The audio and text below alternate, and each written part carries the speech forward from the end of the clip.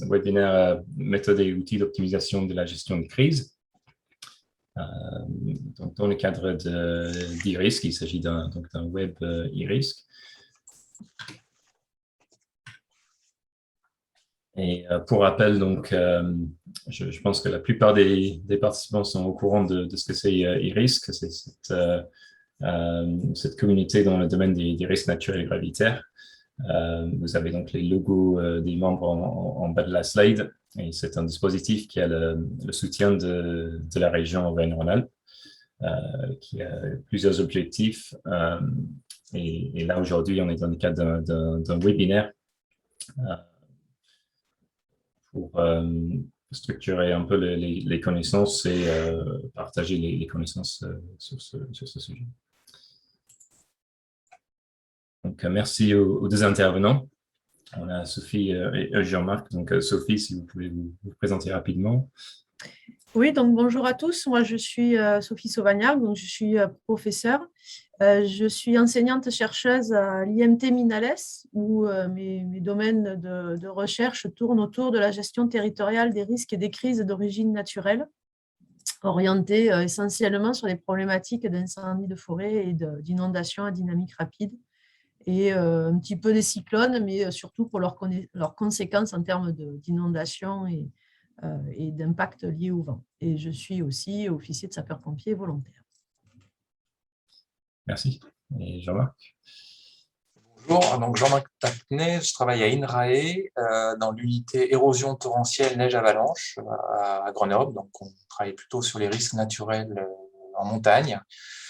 Je travaillais longtemps sur les ouvrages de protection, plutôt sur des volets génie civil. Et là, je m'intéresse plutôt, depuis quelques années, au processus d'aide à la décision et à l'expertise des risques naturels, avec un domaine particulier qui est celui de l'analyse de l'efficacité des mesures et des stratégies de protection. Parfait. Merci. Donc, merci encore à vous deux. Juste avant de passer aux exposés, quelques règles de conduite sur les webinaires. Donc, on n'est pas en réunion visio, c'est bien un webinaire. Donc, pour interagir, vous avez trois options. Vous avez le chat qui s'appelle discussion sur Zoom.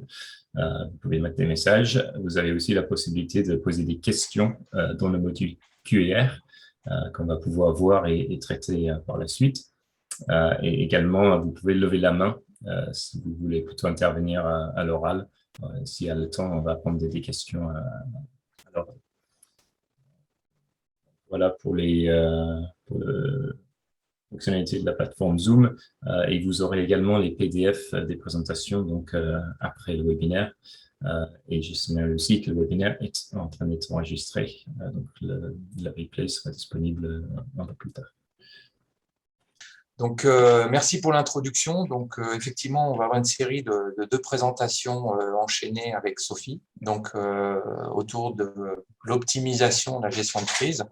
Et la première présentation que je vais vous faire traitera plus en fait de l'anticipation et de la préparation dans le contexte des risques naturels en montagne.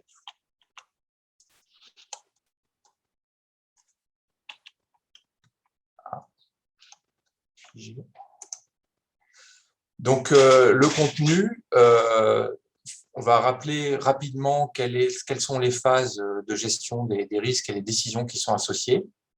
Revenir sur le concept de crise par rapport à celui d'événement et aussi aborder la différence qu'on peut faire entre le risque et la résilience. Et puis ensuite, trois exemples d'approches qui sont en amont en fait, de la gestion de l'événement et possiblement la crise pour être mieux préparé. La première consistera en fait à décrire un dispositif, une méthode pour analyser et partager les processus de décision. Et les deux derniers exemples seront plus dans le domaine de l'analyse de l'efficacité des ouvrages, avec la caractérisation de l'efficacité et ensuite des actions pour pérenniser cette efficacité et maintenir les systèmes. Donc, la gestion des risques à la crise, donc le cercle de gestion de des risques naturels bien connus. Donc, vous voyez à gauche l'événement, la crise et les différentes phases. Et globalement, tout s'organise entre ce qui est avant l'événement ou la crise et puis ce qui est après. Donc, ce qui est avant, donc on a les phases de prévention où on va caractériser les phénomènes, on va les prendre en compte éventuellement dans l'aménagement avec des plans de prévention, on va faire des ouvrages de protection. Ensuite, on a les phases de préparation où on va prévoir le risque, on va s'organiser, on va planifier les secours avec des plans, par exemple des plans de sauvegarde, on va s'exercer et on va anticiper, ça sera détaillé après. Lors de l'événement, la crise, on est plutôt dans la réponse, donc on va essayer de secourir et puis de sauvegarder. Et puis ensuite, il y a la partie post-événement ou post-crise, où là, on va récupérer, on va reconstruire, on va indemniser, on va réparer. Ce qui est important d'avoir à l'esprit, c'est que toutes ces phases, en fait, elles sont largement liées à des processus d'expertise et derrière, il y a des décisions qui sont prises par différents acteurs au cours de ces différentes phases. Donc, voilà, à titre d'exemple, donc du coup, par exemple, dans le domaine risque naturel, vous avez l'analyse de risque, qui est en combinaison entre l'aléa, la vulnérabilité, et puis ensuite, on va chercher à réduire ce risque avec des mesures qu'on qualifie soit de structurales ou structurelles, donc par exemple des barrages dans le cas torrentiel, mais aussi des mesures non structurelles, comme des plans de zonage. Et ça, c'est complété aussi par d'autres choses comme de l'information préventive, des zonages, et qui s'accompagnent aussi de plans de sauvegarde qui sont là faits pour anticiper la gestion de l'événement, notamment en crise. Donc, le cadre global, il y a deux échelles. Il y a une échelle d'espace où vous allez gérer l'événement soit par exemple sur un bassin versant, sur l'ensemble du bassin versant, où vous pouvez aussi avoir des gestions qui vont être plus localisées. Donc ça, c'est un aspect plus spatial. Et puis, vous avez un aspect plus temporel où, comme on le disait, on va avoir l'événement et il y a tout ce qui se passe avant et après. Et dans ce cadre-là, vous avez des acteurs qui vont être mobilisés lors de ces différentes phases et qui vont prendre des décisions, étant entendu qu'un même acteur peut jouer un rôle en phase de prévention et puis être mobilisé aussi en crise pour donner un avis. Par contre, il ne prendra pas les mêmes décisions, il ne va pas aider les mêmes processus de décision. Donc, du coup, c'est aussi important, si on se place dans une optique d'aide à la décision, de bien identifier ces différents contextes de décision pour apporter les meilleures réponses. Et vous voyez aussi que dans le schéma, il y a des experts qui vont être des experts techniques, mais aussi d'autres parties prenantes, avec évidemment la population, les autorités locales, les collectivités, l'État, les gestionnaires d'infrastructures, mais aussi derrière, en phase de récupération, les assureurs et quand ça se passe mal, les juges. Donc, la gestion des risques, donc on a vu, c'est globalement, donc on parle en risque naturel d'aléas et de vulnérabilité, en risque industriel, on va plutôt parler de fréquence et de gravité, mais c'est les mêmes concepts. Quand on va parler de crise d'événements, on peut imaginer qu'on a une capacité, on a un système qui a une capacité initiale. Et ce système, globalement, à un moment donné, il va subir une perturbation et il va, en gros, perdre un certain nombre de ses capacités pour ensuite rebondir. Donc, on a une phase où on va perdre, en fait, cette capacité, donc une phase d'absorption et ensuite une phase de récupération. Et dans ce cadre-là, la caractérisation de la perte de capacité et la récupération, c'est ce qui va aussi permettre de caractériser ce qu'on appelle la résilience. Ça va être la capacité du système à revenir finalement à son état initial.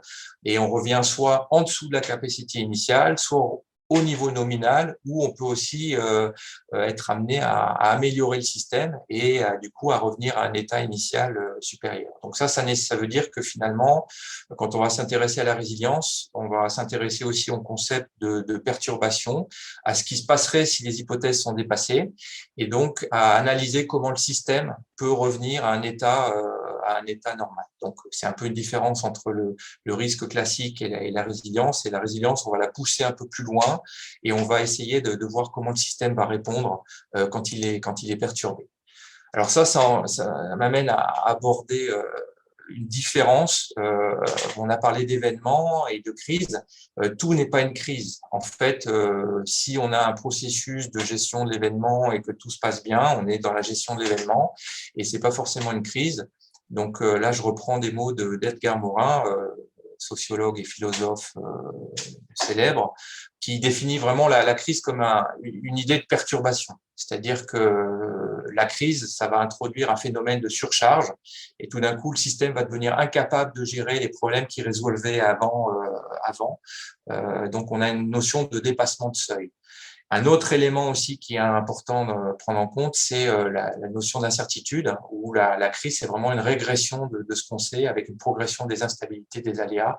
Donc, on a cette notion d'incertitude, d'aléas et d'ambiguïté avec une régression de toute la connaissance qu'on avait et une progression de la connaissance complexe. Donc, on a des mesures pour gérer les événements et la crise. Sophie y reviendra largement. Et là, je vais vous donner quelques exemples de ce qu'on peut faire aussi en anticipation pour améliorer la gestion de ces événements. Donc, pour comprendre, pour améliorer, il y a un intérêt à décrire et analyser comment les décisions sont prises. Donc, je vous donne un exemple d'un jeu sérieux qu'on a développé avec les collègues de l'ANENA, la société Aléa, collègues de l'OTAN aussi, avec le soutien du ministère de la Transition écologique, où finalement c'est un site avalancheux, une route qui est soumise à un risque d'avalanche et la décision à prendre, c'est est-ce qu'on ferme la route ou on la laisse ouverte? Et il y a dans ce cadre-là plusieurs acteurs qui sont impliqués, des élus, gestionnaires de la route, experts avalanche. Et l'idée de ce jeu, c'est que chacun comprenne finalement les rôles de chacun et de voir finalement quelles sont les décisions qui sont prises, sachant que dans le contexte réel, les décisions sont prises vite, souvent sur la base d'informations partielles. Donc l'idée du jeu, c'est de décrire des situations réelles, de placer les acteurs en situation, d'améliorer les échanges pour être au final mieux préparés. Ça se fait dans un contexte où l'expertise, elle intervient souvent sur la base d'informations qui sont hétérogènes, plus ou moins de qualité variable, avec des infos qui peuvent être conflictuelles, incomplètes, imprécises, incertaines. Et l'objectif, ça va être de décrire les processus de décision, mais aussi de voir comment les gens ont décidé, de manière à ce qu'ils puissent répondre aux questions, comment est-ce que vous avez décidé, quels éléments avez-vous pris en compte, dans quel ordre, est-ce que vous aviez assez d'informations et comment la qualité de l'info a influencé votre décision. Et au final, quelle est votre confiance dans la décision. Donc l'objectif, c'est tracer le raisonnement, de construire et de partager la décision et au final aussi de proposer une analyse de la décision pour savoir si finalement la décision qui a été prise, est-ce qu'elle était bonne ou pas ou mauvaise dans le contexte. Donc du coup, il y a deux objectifs, d'écrire le processus, mais aussi de capitaliser finalement le cheminement que les joueurs ont pris, quelles informations ils ont mobilisées, dans quel ordre, etc. Donc du coup, ça donne des profils de décision et c'est des choses qui sont analysées derrière et qui permettent de comparer la façon dont les décisions sont prises. Donc, ça prend la forme au niveau pratique d'un jeu de plateau avec des cartes. Il y a un aspect très ludique. On décrit un scénario et les gens disent ce qu'ils font et à chaque fois doivent justifier si la décision qu'ils prennent et comment et pourquoi ils ont pris cette décision. Un autre aspect d'anticipation lié à la compréhension et à l'analyse des systèmes de protection. Donc, ce qui est intéressant, c'est d'analyser finalement, quand on a des dispositifs, quelle est leur efficacité. Donc, je ne vais pas rentrer dans le détail, mais globalement, un système, il a toujours une capacité, il a un objectif, une mission associée à une fonction. Et finalement, l'efficacité, ça va être le niveau d'atteinte de cette fonction, et ça va définir en fait la performance. Donc après, l'enjeu, c'est de définir l'efficacité en fonction des différents systèmes qu'on peut étudier. Donc il y a eu un certain nombre de travaux qui ont été faits. Donc là, c'est des exemples qui sont issus des travaux de Simon Carladous, qui a fait sa thèse en 2017. Donc, il s'est intéressé aux ouvrages de protection. On a regardé l'efficacité structurale, fonctionnelle des ouvrages. Et ensuite, la question qui se pose, ça se traduit en termes de décision, finalement. Quel est le niveau d'efficacité des ouvrages comment est-ce qu'ils assurent les fonctions qui leur étaient données, quels effets ils ont sur les phénomènes. Le but étant, au niveau d'un décideur, d'identifier quels sont les ouvrages les plus efficaces, quelle serait l'action la plus efficace pour éventuellement imaginer de nouvelles protections, et quelle est l'action qui a le meilleur compromis entre la réduction du risque et le coût.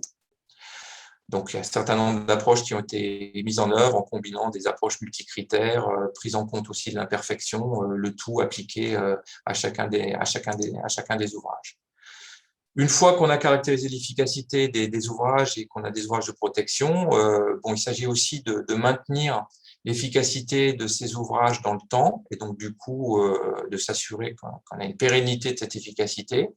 Et je vous montre un deuxième exemple de travaux où si on regarde les différents volets d'efficacité, donc structurel, fonctionnel et économique, l'idée ça va être de se dire mais finalement dans le temps, comment est-ce qu'on va maintenir les ouvrages et quelles décisions on peut être amené à prendre pour assurer et pérenniser ce niveau d'efficacité. Donc, on va avoir deux problématiques. Une problématique d'inspection. Quand est-ce qu'il faut inspecter, comment, à quelle fréquence et quel type de maintenance on va faire. La maintenance préventive, on va réparer régulièrement ou alors on va attendre que les ouvrages se dégradent complètement et on va faire ce qu'on appelle une maintenance corrective avec une reconstruction. Donc là, il y a une thèse qui est en train de se terminer sur ce sujet-là, en collaboration avec les collègues de l'Université de Grenoble et le financement IDEX. Et là, ce qu'on a cherché à faire, c'est on a proposé des modèles qui permettent de simuler le passage d'un système entre un état initial qui serait un état complètement correct à un état final qui serait complètement dégradé. Et le principe de tout ça, c'est se dire, j'ai un état, mon ouvrage se dégrade, j'inspecte mon ouvrage et quand j'ai inspecté, soit je prends la décision de réparer tout de suite, ou soit j'attends encore et mon ouvrage se dégrade jusqu'à aller à une dégradation totale. Et donc, on a différents scénarios comme ça d'inspection, réparation qui sont testés.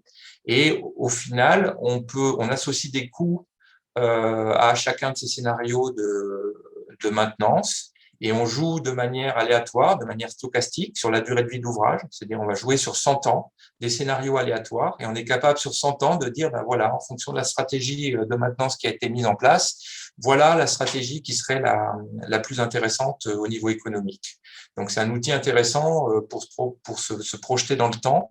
Et donc, vous avez vu, il y a l'efficacité nominale d'un premier système, donc à un instant donné, et puis cet aspect temporel, on va essayer de simuler l'évolution du système. J'arrive à la conclusion. Donc le message, donc vous avez vu l'événement, tout événement n'est pas une crise. Donc la crise, c'est vraiment cette notion de perturbation. Donc, il y a des méthodes spécifiques de gestion de crise qui vont vous être présentées par Sophie. Et puis, on peut aussi anticiper et gérer la crise par avance, donc en étant mieux préparé, en comprenant bien les processus de décision, en organisant la collaboration et la concertation entre les différents acteurs, et puis aussi envisager la façon dont les ouvrages vont être dépassés. Et donc ça rentre, là on va rentrer dans le domaine de ce qu'on appelle la résilience, donc ça ouvre d'autres aspects et il y a des approches techniques, mais il y a aussi des approches humaines, pluridisciplinaires qui sont nécessaires pour mettre ça en œuvre. Donc au final, ce qui est intéressant après, c'est de mettre ça en œuvre et puis ça n'empêche pas évidemment d'être préparé pour agir en temps réel, pour transférer et s'entraîner, c'est ce que Sophie va vous présenter maintenant. Je vous remercie.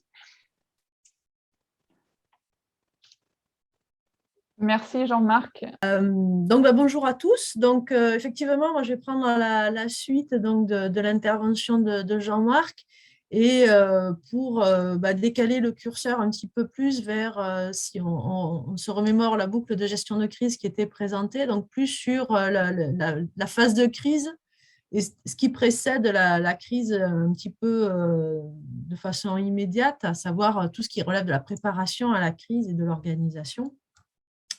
Donc, dans mon intervention, on reviendra un petit peu sur ce qui fait un événement de crise et puis ses caractéristiques, ce qui s'enchaîne comme décision pendant une phase de crise et puis comment s'entraîner à tout ça au travers d'exemples et notamment d'un petit film pour finir la matinée de façon animé, on va dire. Donc, un événement, une situation qui va mener à une crise, donc c'est une situation qui va être caractérisée tout d'abord par un lieu. C'est forcément quelque chose qui est territorialisé, donc avec un certain nombre de composantes, qu'elles soient naturelles, la topographie et ce genre de choses, les accès, les habitats, l'occupation du territoire. Et puis également, si ça veut bien marcher, une population qui peut être variable, qui peut être, donc là sur l'exemple qui est présenté ici, c'est un exemple sur le site de Lumini, le site universitaire de Lumini, où on va avoir une population étudiante, une population qui va utiliser des infrastructures sportives, une population administrative, technique, des salles de cours, des salles de TP, donc une population et un environnement qui sont complètement interpénétrés et avec des caractéristiques très particulières. Et puis, donc, une météorologie qui va avoir un impact, quel que soit le risque naturel d'ailleurs, hein, mais qui va avoir un impact sur la situation. Et là, bien sûr, je ne vous parle que des aspects les plus prédominants, on va dire, dans une situation de crise.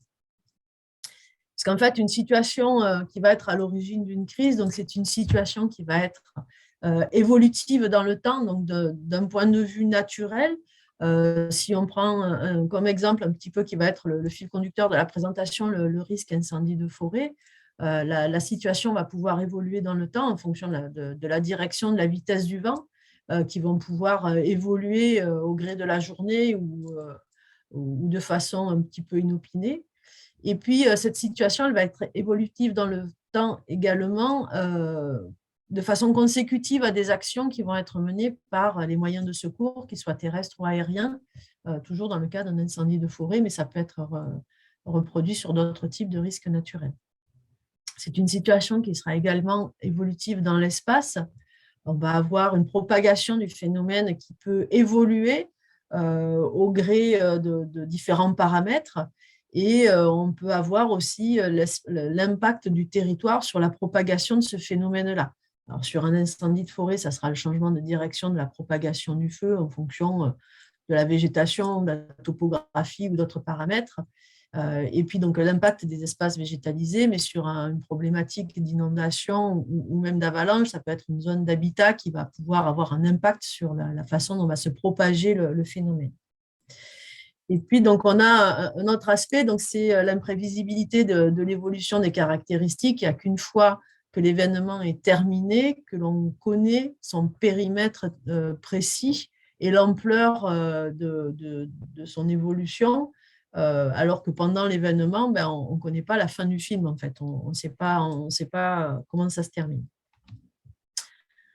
Donc, toujours sur les caractéristiques d'un événement à l'origine d'une crise, donc il y a également un certain nombre d'incertitudes qui vont avoir leur place et qui sont liées à un accès plus ou moins partiel aux informations proprement dites sur cet événement, pour plusieurs raisons. D'une part, parce que l'information n'est pas toujours disponible au moment où on en a besoin, où se trouvent les limites d'un front de flamme à l'instant T, où se trouve la hauteur d'eau à tel endroit à l'instant T.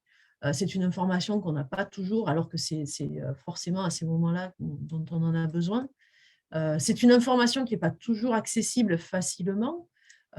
Parfois, sur un phénomène d'inondation, on peut avoir des caméras qui vont surveiller le niveau d'eau dans un cours d'eau. Et donc, on va pouvoir avoir cette information-là, mais ce n'est pas toujours le cas et c'est même plus souvent pas le cas. Et puis, on a forcément un temps limité pour effectuer des recherches sur des informations. Donc, la nécessité de préparer tout ça, elle est primordiale parce qu'en fait, c'est ça qui fait qu'on va avoir le maximum d'informations à disposition et pouvoir aller chercher le plus facilement possible l'information qui est importante. Lors d'un événement à l'origine d'une crise, on a forcément une vision partielle du problème où en fait on n'aura pas la vision d'ensemble. C'est extrêmement rare d'avoir une vision d'ensemble au moment de la crise sur un phénomène en cours et ça peut poser de réels problèmes pour la prise de décision. Et enfin, chaque événement est tout à fait singulier et unique. Et je prendrai pour exemple deux feux qui se sont déroulés entre Marseille et Cassis, donc sur le massif de la Gineste, donc entre ces deux communes-là, avec des points de départ de feu qui sont à quelques kilomètres de l'un de l'autre. Par contre, il y a un feu qui s'est déroulé par temps de Mistral, donc c'est la photo de droite, et puis un autre feu qui s'est déroulé par vent de la mer, par vent de sud. Et donc, on a un résultat qui est totalement différent en termes d'impact, alors que les points de départ étaient encore une fois situés vraiment à quelques kilomètres, 2-3 kilomètres à vol d'oiseau les uns des autres. Donc, la singularité de chaque événement était effectivement un élément à garder également en tête. D'autres éléments, c'est la connaissance de la documentation de la gestion de crise existante et en place dans l'organisation. Donc, c'est le petit schéma qui est sur la gauche. C'est arriver à connaître un petit peu l'articulation des différents plans de la documentation de gestion de crise. Il en existe beaucoup. Des plans particuliers de mise en sécurité pour les infrastructures scolaires, un plan communal de sauvegarde pour l'organisation communale, un plan particulier d'intervention, les plans d'opération interne. Donc voilà, il y a nécessité de connaître un petit peu l'articulation entre ces documents-là. Lorsqu'on va avoir à manipuler ces documents-là, bien évidemment, ça va être très, très dépendant du contexte, mais également avoir une connaissance de l'organisation des secours, des différents partenaires et des acteurs, de façon à savoir ce qu'on peut demander à tel interlocuteur ou ne pas demander et comment aller chercher l'information manquante dont je parlais précédemment. Je ne vais pas rentrer dans le dispositif d'organisation des secours français et européens, ce n'est pas l'objet de mon propos, mais c'était pour illustrer tout ça. Donc, pendant un événement qui va donner lieu à une crise, donc en fait, ce qu'il faut peut-être garder en tête, c'est qu'en fait, un événement, ça va être un ensemble d'actions qui vont se dérouler et qui vont plus ou moins avoir toujours la même dynamique.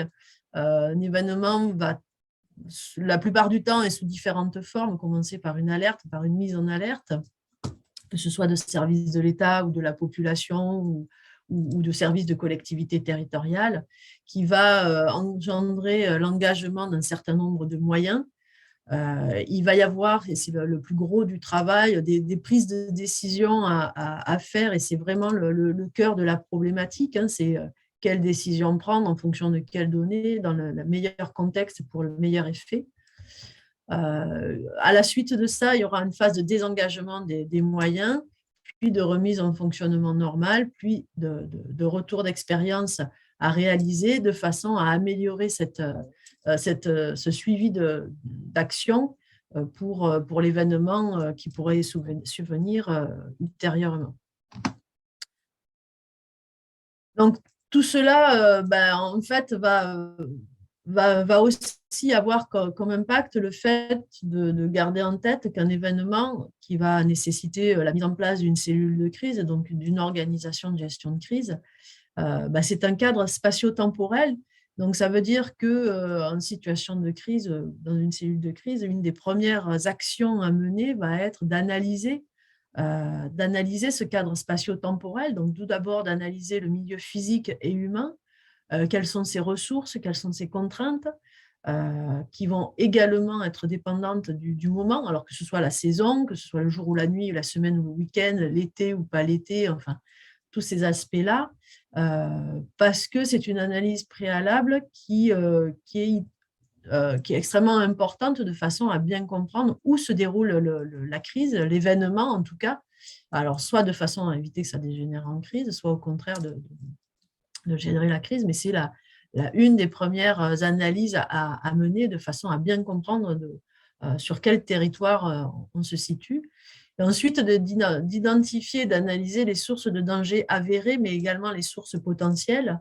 La présence des enjeux humains, quels sont-ils, où sont-ils? Les enjeux matériels, de la même façon, les enjeux immatériels, les enjeux environnementaux, et également les interactions de façon potentielle, de façon à construire les scénarios possibles d'évolution du phénomène, et ce, dans tous les champs des possibles. Donc là, on est effectivement dans un cadre de cellules de crise. Donc, on peut se dire que c'est des étapes que l'on n'a pas forcément le temps de mener à bien.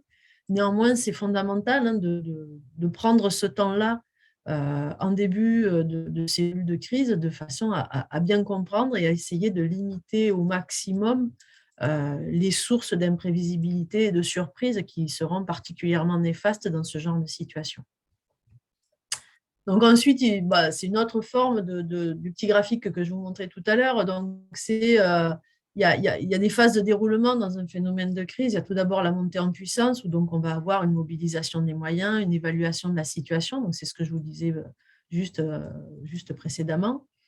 Des actions de réaction immédiate pour parer au plus pressé, puis une organisation qui va se mettre en place de façon à structurer la réponse, qu'elle soit de sécurité civile, qu'elle soit communale, qu'elle soit préfectorale, de façon la mieux organisée possible et la mieux adaptée possible.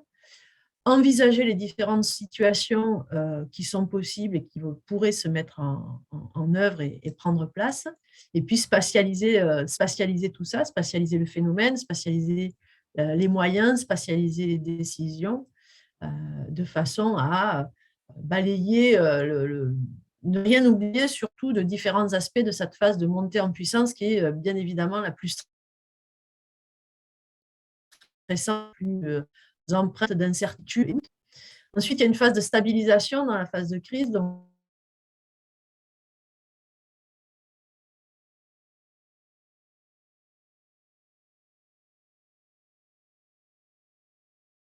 aussi de l'anticipation. Jean-Marc en a parlé tout à l'heure, mais l'anticipation, c'est vraiment le cœur. Une gestion de crise va être plus ou moins alors confortable, vraiment entre guillemets, mais c'est de réflexion par rapport à un événement. Et puis, donc, la dernière phase, c'est la sortie d'opération de secours avec toute l'organisation du retour à la normale et la remise en fonctionnement normal du territoire après un événement. Donc, il y a différentes étapes dans le processus décisionnel qui vont partir de la sélection des informations pertinentes à utiliser parmi toute la masse d'informations qui existent, le traitement de ces informations pertinentes de façon à prendre les décisions qui s'imposent. Et ces décisions, là encore, elles se basent sur une réaction face à l'événement, mais aussi sur le travail d'anticipation, une anticipation réflexe. Donc, quelque chose qui est à très court terme, c'est anticiper que le feu, dans la demi-heure qui vient, il aura atteint ces habitations-là, donc il faut évacuer, lancer l'évacuation de tel secteur, mais une anticipation également plus réfléchie, qui va porter sur des enjeux secondaires ou anticiper que le front de flamme, à 1h, 1h30, il sera sur un quartier plus important et qu'il y a un certain nombre de décisions peut-être à prendre d'ores et déjà pour cette phase-là, pour faire en sorte qu'elle sera la plus optimisée possible dans sa gestion. Et puis, bien évidemment, ensuite, il y a une boucle de contrôle des décisions prises de façon à dérouler ce temps-là de façon le mieux possible. Et donc, il y a un certain nombre d'outils pour la prise de décision en gestion de crise. Donc, il y a tout ce dont a parlé Jean-Marc et sur lequel je ne reviendrai pas. Mais il y a également la formation à la gestion de crise qui est une façon de mettre en musique un petit peu différents éléments et qui va être assez fondamentale pour les différentes organisations en charge de la gestion de crise. Alors, tout d'abord, pourquoi se former ? Donc, classiquement, on parle d'augmenter la résilience des organisations. Donc, qu'est-ce qu'on entend là derrière ? Donc, on entend l'acquisition de nouvelles connaissances, la compréhension des difficultés qui peuvent se présenter lorsqu'on est face à un événement inattendu, à une gestion de crise, améliorer le fonctionnement de la prise de décision, l'idée n'étant pas de juger les décisions qui sont prises, mais d'améliorer les mécanismes de la prise de décision et l'accès aux informations qui vont permettre de faire une prise de décision la meilleure possible, et donc augmenter la capacité d'adaptation de l'organisation. Deuxième argument qui va en faveur du pourquoi se former à la gestion de crise, en fait, c'est un besoin organisationnel que l'on a pu ressentir au niveau des cellules de crise, où en fait, il y a un constat de dysfonctionnement collectif qui ont été principalement identifiés comme étant liés à la transmission d'informations. Donc, c'est une synthèse bibliographique qu'on a fait au travers de différents travaux de recherche et on a collecté un petit peu ces retours-là. Et donc, il y a des dysfonctionnements au niveau des transmissions d'informations, que ce soit du mauvais partage d'informations ou une sélectivité ou de l'absence de validation. Il y a tout un tas de raisons derrière tout ça. Une mauvaise compréhension de la situation, soit une connaissance insuffisante, soit une illusion de contrôle sur une situation donnée à un moment donné. Le stress est également une cause de dysfonctionnement des cellules de crise. Il ne faut pas nier l'impact qu'il peut avoir sur la prise de décision et sur les différents mécanismes qui se mettent en œuvre dans une cellule de crise. Il y a les impacts organisationnels qui vont également éventuellement permettre de voir apparaître des dysfonctionnements. Donc, une mauvaise répartition des tâches, une adhésion aux procédures qui est peut-être problématique à un moment donné. Et puis enfin, la communication vers l'extérieur qui va éventuellement pouvoir poser problème aussi et avoir un retour sur la cellule de crise, donc qu'il n'y ait pas de communication ou que cette communication soit inappropriée à la situation ou tous les cas de figure sont possibles. Troisième argument du pourquoi se former à la gestion de crise, en fait, parce qu'il est capital de se préparer par l'organisation et l'entraînement de façon à améliorer la capacité à faire face à un événement plus ou moins complexe, de façon à avoir fait face, même si c'est en simulation, à la rareté d'une situation et à une expérience ponctuelle, parce que des fois, des situations extrêmement problématiques peuvent être extrêmement rares, néanmoins, il faut être le mieux préparé possible.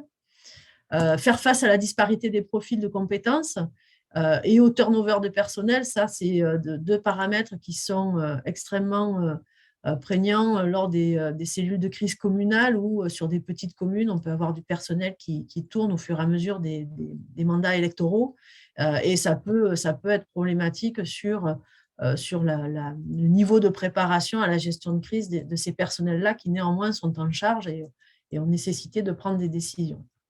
Donc, l'offre de formation à la gestion de crise, elle est multiple, elle est riche. Et en fait, il y a deux paramètres qui vont conditionner les différents formats. C'est le niveau de prérequis et le degré d'opérationnalité. Donc, il y a un petit schéma que l'on a et qui illustre bien tout ça. En fait, on a les différents grands types d'exercices qui vont s'échelonner sur ces deux axes-là, avec à un bout les séminaires qui vont nécessiter le moins de prérequis et qui sont des types de formations qui sont assez théoriques. Et à l'autre bout de la chaîne, on a les exercices de grande ampleur qui vont se faire sur le terrain, qui sont généralement extrêmement opérationnels puisqu'il y a du déploiement de moyens sur le terrain, alors que ce soit des moyens de sécurité civile ou des moyens techniques, peu importe, et qui nécessitent de forts prérequis puisqu'en fait, les scénarios là vont être tout à fait réaliste et construit pour viser un objectif particulier. Donc, les exercices en simulateur et exercices in situ, donc ce sont ceux que nous, à l'IMT Minales, on déploie le plus souvent possible parce que ça nous semble être ces simulations-là qui sont les mieux adaptées pour entraîner une cellule de crise, qu'elle soit sécurité civile, communale, préfectorale ou industrielle, les mieux adaptés pour s'entraîner à la gestion de crise. Donc, comment concevoir un exercice de gestion de crise, un exercice de simulation de crise? En fait, nous, on reprend les codes d'une démarche de modélisation pour suivre une méthodologie la plus rigoureuse possible. Donc, c'est de comprendre un petit peu les paramètres de la cellule de crise en question et les interactions qui existent. Donc, vraiment une compréhension de tout ce qui va construire cette cellule de crise-là dans son fonctionnement. Sélectionner un certain nombre de paramètres qui sont pertinents à tester en situation de crise. Construire un scénario qui soit donc adapté aux objectifs pédagogiques qui sont établis et qui vont en permettre d'aller soit mettre le doigt là où ça fait mal, soit au contraire, mettre en évidence quelque chose qui fonctionne bien de façon à le faire perdurer. Et enfin, donc, élaborer des éléments d'animation, d'observation et de débriefing de façon à pouvoir faire un retour après un exercice sur ce qui s'est déroulé et les mécanismes qui ont pris place et le retour que l'on peut en faire. Donc, quelques exemples d'identification d'objectifs pédagogiques dans des exercices que l'on a pu déployer au travers de différents exercices. Donc, c'est proposer à des communes de tester des situations qu'elles rencontrent de façon moins fréquente. C'est par exemple le cas à La Réunion où on avait des communes qui avaient l'habitude de tester des exercices liés au cyclone, mais beaucoup moins des exercices liés à des événements météo dangereux qui sont en fait des événements de précipitations intenses, mais qui ne sont pas forcément liés à un cyclone, avec donc un dispositif de vigilance et d'alerte assez différent. Et donc, les communes étaient assez en difficulté face à ces phénomènes-là, qui sont moins fréquents. Notre type d'objectif, ça peut être de sensibiliser les gestionnaires sur les spécificités de la gestion de crise, tester des nouveaux outils qui sont mis à leur disposition, tels qu'un plan communal de sauvegarde, un plan d'intervention gradué, des outils de modélisation. Donc, la mise en place de nouveaux outils pour une organisation de crise, c'est très intéressant de la valider par la mise en œuvre d'un exercice qui va le mettre en musique, de façon à faire un retour d'expérience sur les nouveaux outils, mais aussi de tester l'organisation de crise par la même occasion. Et enfin, identifier le bon positionnement vis-à-vis de nouvelles compétences, et c'est l'exemple que je vous proposerai de regarder après. Donc, de façon à garantir la portée pédagogique de l'exercice pédagogique, en fait, il y a tout un dispositif d'animation et d'observation qu'il convient de construire de façon très détaillée.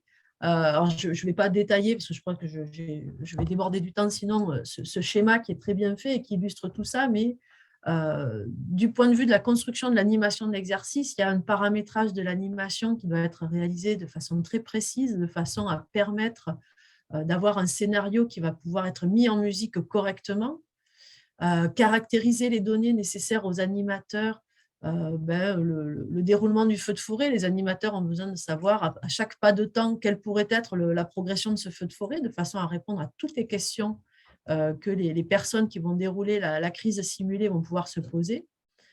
Modéliser la circulation de l'information de façon à bien comprendre qui doit interagir avec quoi dans ce scénario-là. Et donc, structurer un partage de l'information au sein de l'animation de façon à avoir une vision partagée de l'événement tel qu'il est vécu par la cellule de crise simulée. Mais également un dispositif d'observation, puisqu'en fait, on a défini des objectifs pédagogiques qui vont être partie prenante de la construction du scénario d'exercice qui est réalisé. Mais encore faut-il observer les participants à la cellule de crise, alors pas pour juger les décisions qu'ils prennent, mais pour regarder comment ils fonctionnent. Est-ce qu'une décision est prise de façon collégiale? Est-ce que l'information est bien partagée, etc. etc. Donc, tout ça est observé en temps réel pendant la phase de formation à la gestion de crise, pendant l'exercice, et ce qui va permettre de construire un débriefing, que ce soit un débriefing à chaud immédiatement après l'exercice ou plus à froid après, en mettant en évidence par rapport aux objectifs qui avaient été définis, quels ont été les points forts, les points d'amélioration, etc., etc. Donc, tout cela demande bien évidemment beaucoup de travail et les enseignements et bénéfices que l'on peut en tirer, donc c'est selon les objectifs qui ont été identifiés. Donc, si les objectifs étaient de tester des nouveaux outils ou s'entraîner ou trouver la place dans un dispositif, en fait, il y a quelques axes d'amélioration qui peuvent être proposés à l'issue d'une phase de formation par la gestion de crise. Donc, par exemple, alors ce sont des exemples qui ont été tirés des différents exercices qu'on a eu à mener.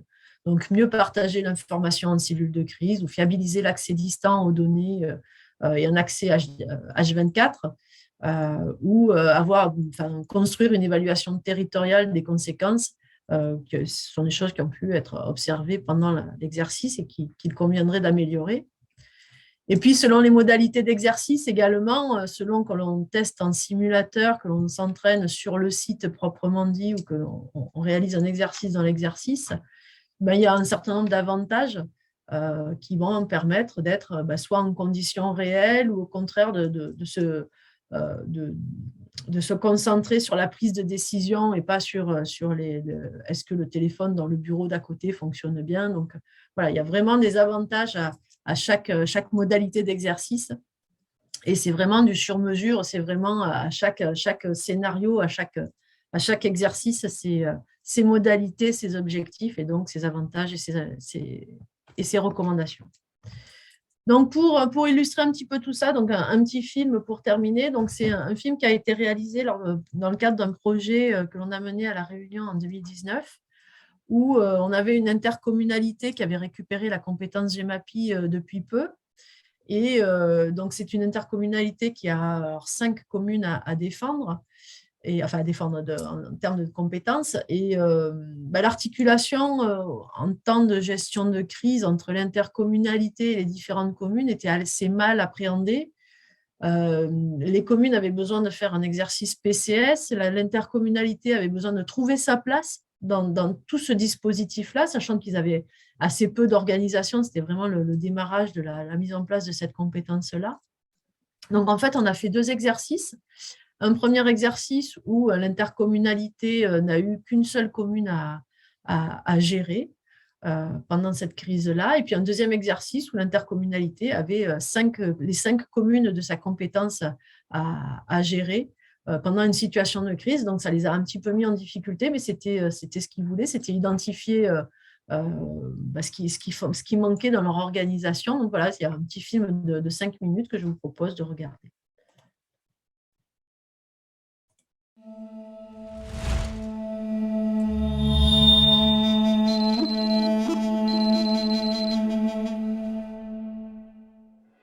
La GEMAPI, ou Gestion des milieux aquatiques et prévention des inondations, est une compétence nouvelle pour les communautés de communes depuis 2018. Les implications en termes de gestion de crise sont également nouvelles et le TCO a souhaité travailler sur cette problématique. Nous avons été missionnés par l'intercommunalité du TCO, donc les territoires de la côte ouest, qui, ayant repris les compétences GEMAPI, voulaient tester leur organisation propre de crise ou la réflexion liée à leur organisation de crise dans le cadre d'exercices avec des communes.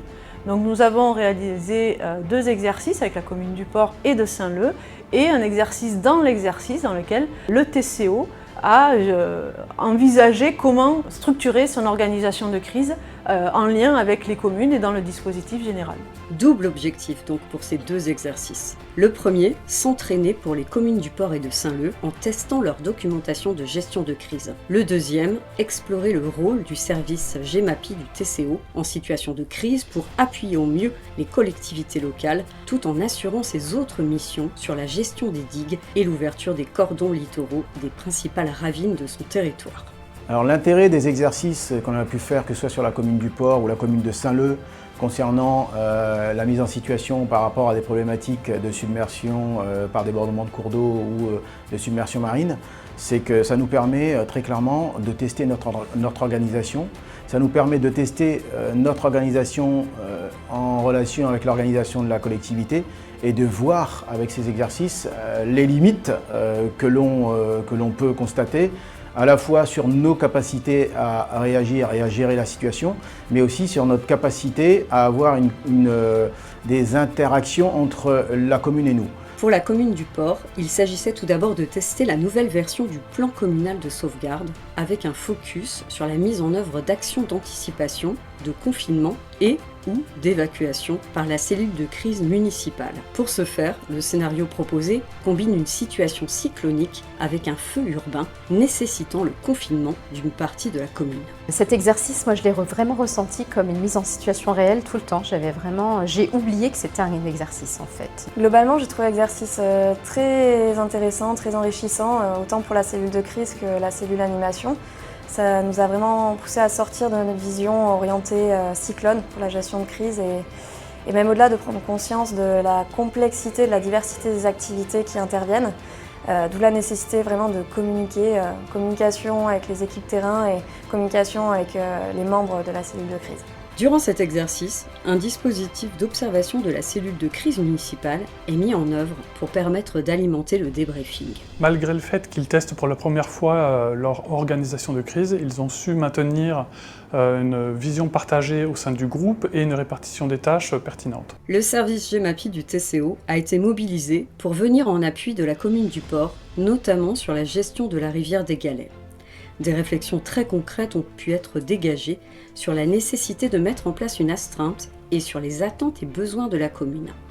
Les 2 participants du TCO ont su mobiliser la documentation existante et leurs prestataires pour assurer ces missions, tout en communiquant en permanence avec la cellule de crise du port. Quelques jours plus tard, un autre exercice de crise est organisé par l'équipe d'IMT Minales sur la commune de Saint-Leu. Toujours en contexte cyclonique, la commune va devoir gérer cette situation à laquelle va se rajouter un glissement de terrain bloquant en partie la route des Tamarins. De plus, la cellule de crise communale est confrontée à l'absence de la référente risque et crise qui ne pourra joindre ses collègues que très ponctuellement par téléphone. Pour ce second exercice, la cellule de crise du service GEMAPI du TCO monte en puissance et assure l'appui aux 5 communes de son territoire de compétence. Très vite, la situation devient critique sur une des communes, Saint-Paul, et implique la décision de poser le bâtardou. De très nombreuses actions sur le terrain devront être pilotées par le TCO. Donc des éléments qui sont testés de façon tout à fait concrète, et on s'est rendu compte des difficultés qu'on pouvait rencontrer parce qu'au niveau de notre organisation, toute cette mise en œuvre dépend aussi beaucoup de tous nos prestataires. Donc les bureaux d'études qui nous accompagnent et les entreprises. Et en temps d'astreinte, on n'a pas toujours les éléments et les prestataires qui peuvent répondre à cette réactivité. Et on n'est pas très nombreux au service GEMAPI au TCO. La cellule de crise communale de Saint-Leu doit préparer rapidement un point de situation pour la sous-préfecture et un communiqué pour les médias qui sollicitent une conférence de presse. Nous avons, avec notre intercommunalité, le TCO, décidé aussi de mettre en sécurité le port avec l'évacuation du port et tous les utilisateurs. Alors bien entendu, il est recommandé à toute la population de ne pas être imprudent. Un arrêté municipal en ce sens est sorti, signé par monsieur le maire, qui interdit la circulation sur l'ensemble du littoral saint-leusien. L'exercice était vraiment assez concret, je dirais, mais ça nous a permis de pouvoir mettre en œuvre notre dispositif. Mais le partenariat avec le TCO, c'est vraiment nouveau pour nous, puisque auparavant, on gérait tout, que ce soit l'eau pluviale, les ravines. Depuis début 2018, le TCO a pris la compétence et donc c'est de nouvelles relations qui sont en train de se mettre en place. Ce qu'on peut retenir, c'est qu'avec ces moyens, les membres de l'équipe GEMAPI du TCO ont pu apporter de premières réponses aux collectivités et surtout réfléchir aux actions qu'ils allaient devoir mener pour optimiser leur gestion de crise à l'avenir. Ce qu'il en est pour moi en tout cas aujourd'hui, c'est que pour le TCO, on a constaté quand même de graves manques par rapport à une organisation qui aujourd'hui n'est pas encore mise en place, ne serait-ce que par le défaut d'une mise en place d'une astreinte et d'une vraie organisation nous permettant de quadriller l'ensemble de notre secteur et donc les 5 communes. On a bien vu avec l'intérêt de l'exercice et de la situation à laquelle on devait être confronté qu'on était très clairement par moments débordé, qu'on avait du mal effectivement à donner suite à certaines demandes, mais aussi qu'il y avait une confusion entre notre rôle finalement et la commune. Ces 2 exercices auront posé les bases de la collaboration entre les communes et le TCO pour la gestion de crise, collaboration qu'il faudra maintenant formaliser.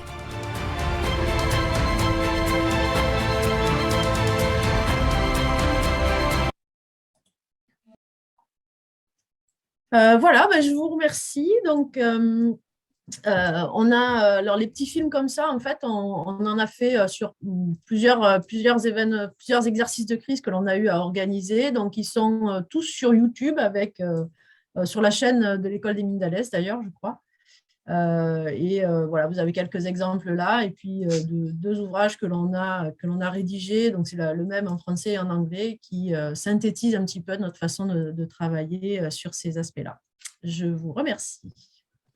Merci Sophie, merci Jean-Marc. On va prendre une dizaine de minutes pour les questions et les échanges. Donc, vous pouvez les poser dans le module QR. Vous pouvez aussi lever la main, ce qui me permettra de vous donner la parole. Et il suffira juste que vous ouvriez votre micro. Alors, j'ai une première question sur la présentation de Sophie de Perrine Proust. Qu'est-ce que l'effet groupthink? C'était écrit... En fait, c'est quand le groupe va se mettre à avoir une idée et la dérouler et va occulter tout ce qui pourrait venir alimenter cette réflexion-là Et en fait, ça fait une espèce d'effet tunnel, en fait, où en fait, on ne va plus regarder ce qu'il y a de part et d'autre de l'idée que l'on est en train de dérouler. Et ce qui peut être problématique, justement, parce qu'on va peut-être oublier d'aller mettre à jour les informations sur le phénomène en cours, ou au contraire écarter des hypothèses de réflexion ou des décisions.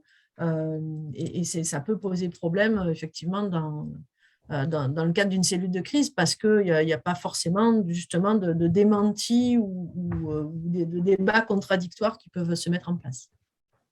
D'accord, merci. J'ai une autre question qui est apparue après la présentation de Jean-Marc, donc je pense que c'est un peu plus pour toi. Freddy Servageant dit qu'il a pu assister à une utilisation de modèles pour des feux de forêt qui n'étaient plus viables.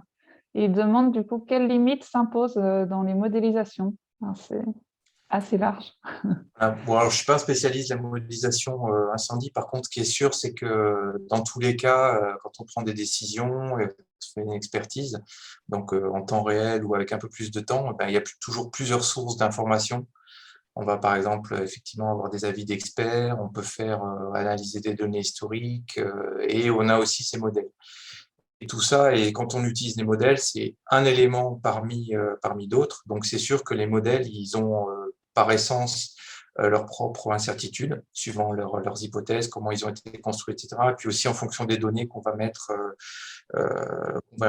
qui vont les alimenter, qui peuvent être aussi très imparfaites. Donc ça, c'est le fait que des modèles ne reproduisent pas la réalité, oui, ça existe, ça c'est sûr. Donc il faut être très très prudent sur l'utilisation de ces modèles et il faut faire des analyses d'incertitude, de sensibilité pour bien les comprendre de manière à les utiliser au niveau opérationnel. Ce qui est sûr, c'est que les modèles ne sont jamais utilisés seuls pour prendre des décisions. Il y a toujours un expert derrière. Donc je ne sais pas si c'est le sens de la question, mais c'est sûr que il faut toujours relativiser l'utilisation d'un modèle numérique, quel qu'il soit. Merci. Et ensuite, une autre question concernant l'évaluation des conséquences d'une décision utilisant les réseaux de Petri. Jean-Marc, tu as évoqué le travail d'une université grenobloise. Alors, c'est une thèse, en fait, ce que j'évoquais, c'est une thèse qui est en cours, donc dans le cadre d'un projet IDEX qui s'appelle projet RISC.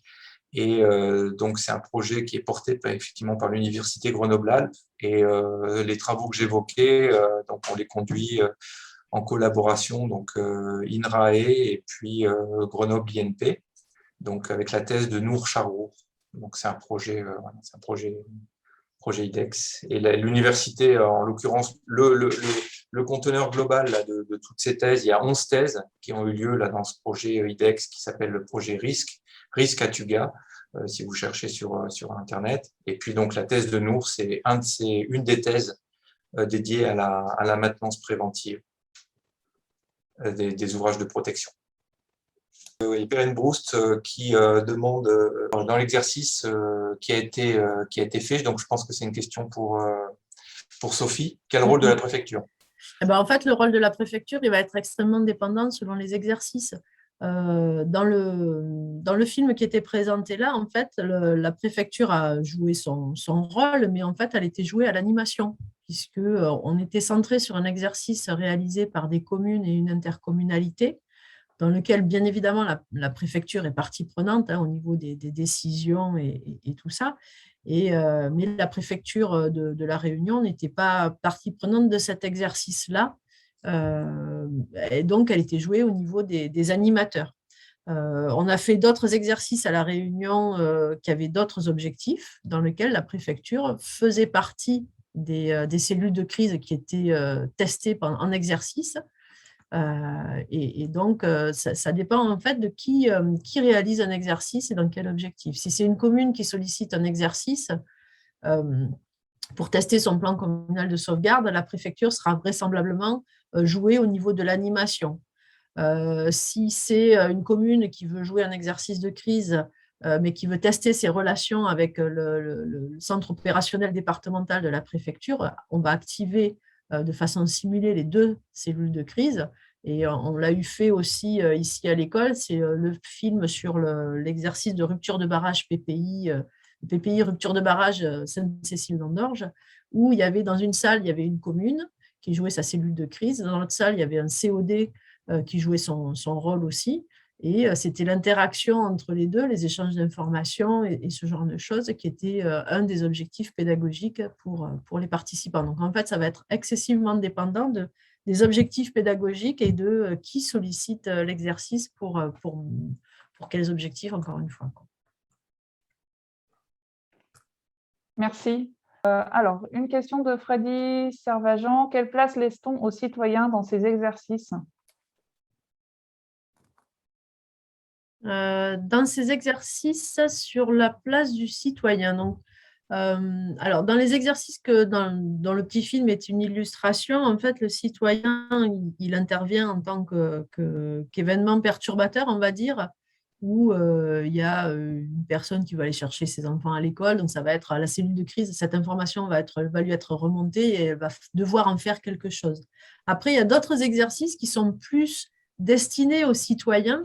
Et il y a pas mal d'exercices qui existent. Nous, on a fait un dispositif qui s'appelle Sit-in Crise et qui est une simulation de crise, mais destinée aux citoyens et aux scolaires, donc à un public. Donc, ce n'est pas du tout le métier, mais l'objectif, c'est de découvrir les paramètres et les tenants aboutissants de la gestion de crise, de façon à leur faire vivre de l'intérieur une crise inondation.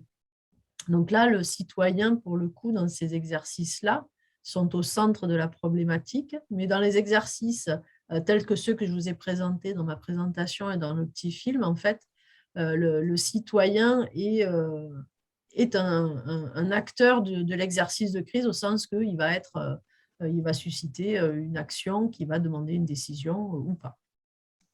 Et juste un complément par rapport à cette question-là.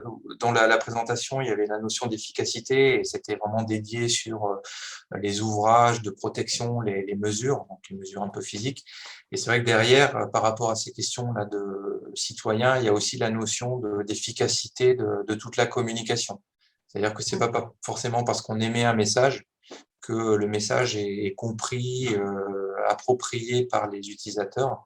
Et donc, du coup, on peut aussi imaginer de développer des choses pour améliorer cette efficacité de la communication et s'assurer que tout ce qui est mis en œuvre va être compris. Il y a des exemples célèbres où il y avait des plans de prévention, etc. Et puis finalement, les gens en crue vont quand même aller chercher leur voiture dans les garages parce qu'ils n'ont pas conscience de la dangerosité du phénomène. Donc, on voit bien, ça ne suffit pas souvent d'avoir un dispositif et un plan. Encore faut-il s'assurer que c'est effectivement compris par tout le monde. Donc, il y a vraiment ce travail effectivement pédagogique selon les deux niveaux. Donc, c'est une très bonne question. Oui, puis c'est un domaine à part entière. L'information des populations et la préparation des populations à la crise, c'est vraiment un domaine particulier à part entière et qui est fondamental, mais c'est vrai que c'est un domaine vraiment important. Oui, tout à fait. Et quelle périodicité accordez-vous aux exercices pour qu'ils soient efficaces ? Demande Freddy. La réglementation, je crois qu'elle propose un exercice tous les 5 ans. La réglementation liée au plan communal de sauvegarde, donc tous les 3 ans, je ne sais plus. Enfin, il y a une périodicité, mais qui est recommandée, qui n'a rien d'obligatoire. En tout cas, il n'y a aucune sanction derrière si ce n'est pas réalisé et aucune vérification. Donc, c'est vraiment au bon vouloir des organisations. Dans le département du Gard, on travaille avec des petites communes en proximité et il y en a certaines qui, après chaque renouvellement du conseil municipal, donc c'est essentiellement des petites communes, ont le souhait de faire un exercice de façon à s'assurer que tous les membres du conseil municipal et les personnels techniques de la commune soient en mesure de faire face à un événement. Après, c'est vrai que ce sont les petites communes du département du Gard dans lesquelles il y a des inondations assez fréquemment. Et ces dernières semaines, on a encore fait le test. Il y a des gros feux de forêt l'été. Donc, c'est vrai que les communes sont assez sensibilisées sur ces aspects-là, mais la réglementation n'impose rien de très formalisé sur la périodicité. D'accord. Merci. Bon, on va s'arrêter là. Merci beaucoup, Sophie et Jean-Marc, pour vos présentations et votre participation.